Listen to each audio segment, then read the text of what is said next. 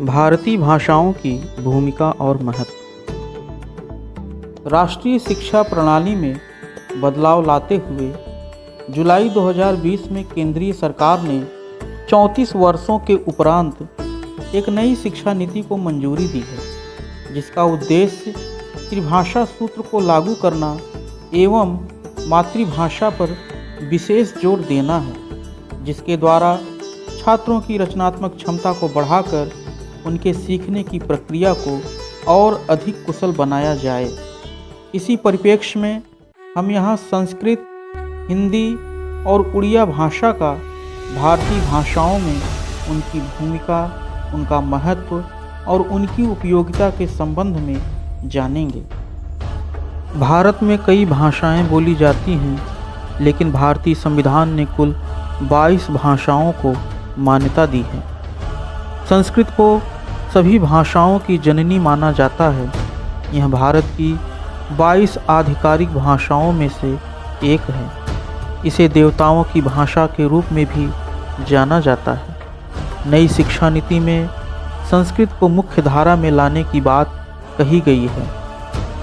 किसी भी भाषा की तुलना में संस्कृत में शब्दों का सबसे बड़ा भंडार है। कहा जाता है कि इसमें 102 अरब 87 करोड़ और 50 लाख शब्द हैं। प्राचीन भारत में आर्यभट्ट नाम के एक महान ज्योतिषविद और गणितज्ञ हुए, जिनके द्वारा रचित आर्यभट्टीय ग्रंथ में भारतीय खगोलीय और गणितीय साहित्य को विस्तृत रूप से संदर्भित किया गया है। आर्यभट्ट यह कहने वाले पहले व्यक्ति थे कि पृथ्वी गोलाकार है और यह सूर्य के चारों ओर घूमती है। पाणिनि संस्कृत भाषा के सबसे बड़े व्याकरण विद्वान हैं।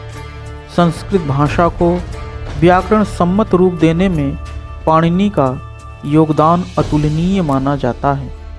इनके व्याकरण का नाम अष्टाध्यायी है, जिसमें 8 अध्याय और लगभग 4 सहस्त्र सूत्र हैं, जो संस्कृत के सभी व्याकरण के नियमों को सटीक रूप से परिभाषित करते हैं।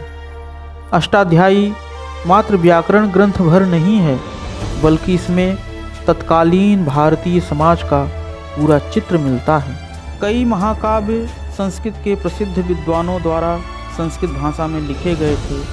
महर्षि कृष्णद्वैपायन वेदव्यास ने महाभारत ग्रंथ की रचना की थी। महाभारत ग्रंथ का लेखन भगवान गणेश ने महर्षि वेदव्यास से सुनकर किया था। यह काव्य ग्रंथ भारत का अनुपम धार्मिक, पौराणिक, ऐतिहासिक और दार्शनिक ग्रंथ है।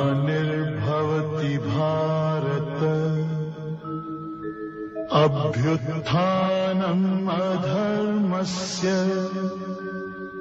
तदात्मानं सृजाम्यहम् परित्राणाय साधूनां विनाशाय च दुष्कृतां धर्म संस्थापनार्थाय संभवामि।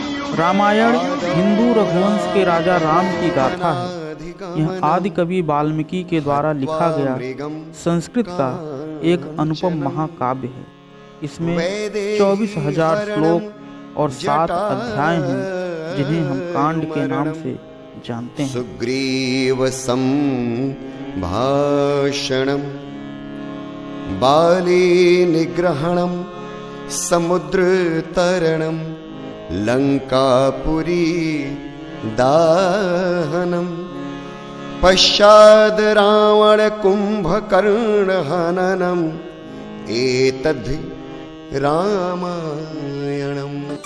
महर्षि व्यास ने वेद को ऋग्वेद, यजुर्वेद, सामवेद और अथर्ववेद नाम से 4 भागों में विभाजित किया है। वेदों का विभाजन करने के कारण ही व्यास जी वेद व्यास के नाम से विख्यात हुए थे।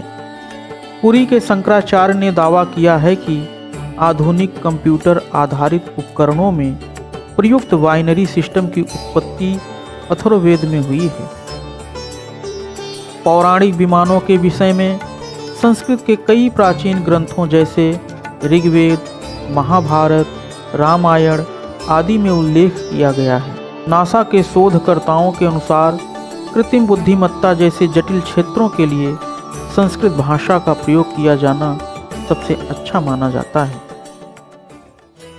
हिंदी भारतीय ईरानी शाखा के भारतीय आर्य उपशाखा की एक भाषा है।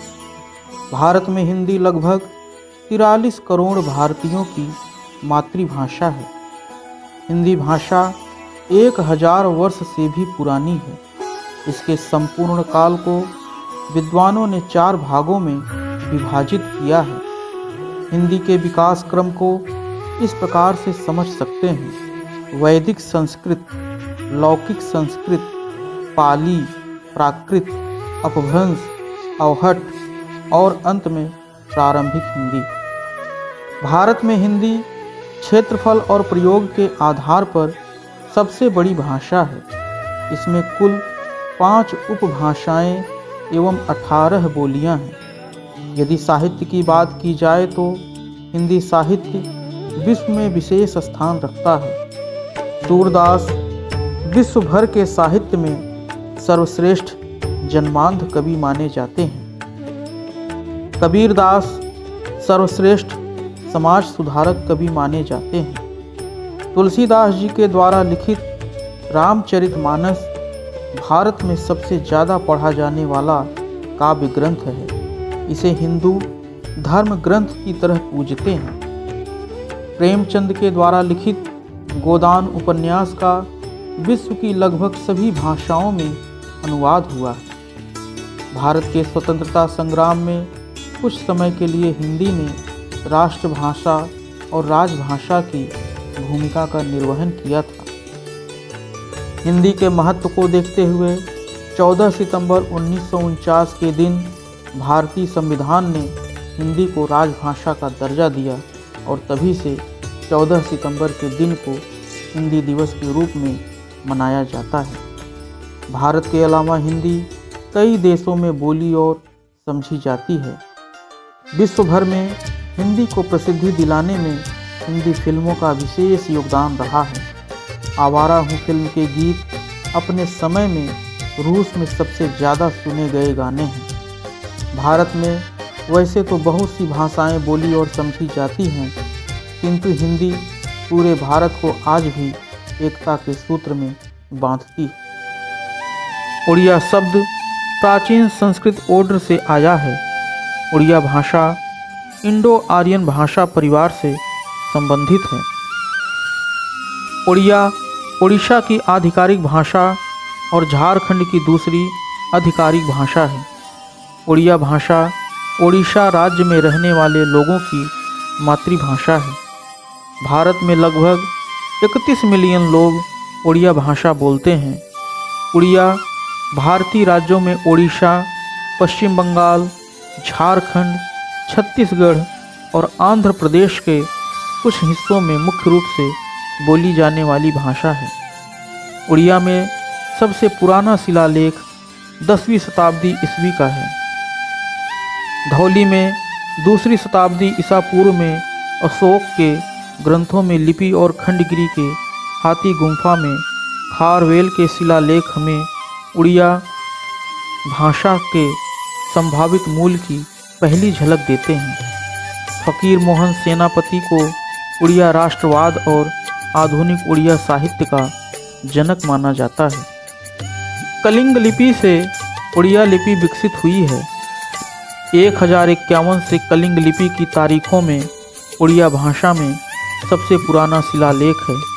उड़िया लिपि की घुमावदार उपस्थिति ताड़ के पत्तों पर लिखने के अभ्यास का एक परिणाम है।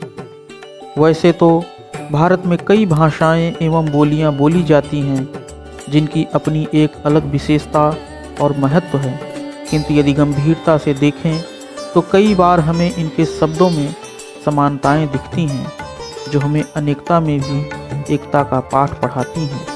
धन्यवाद।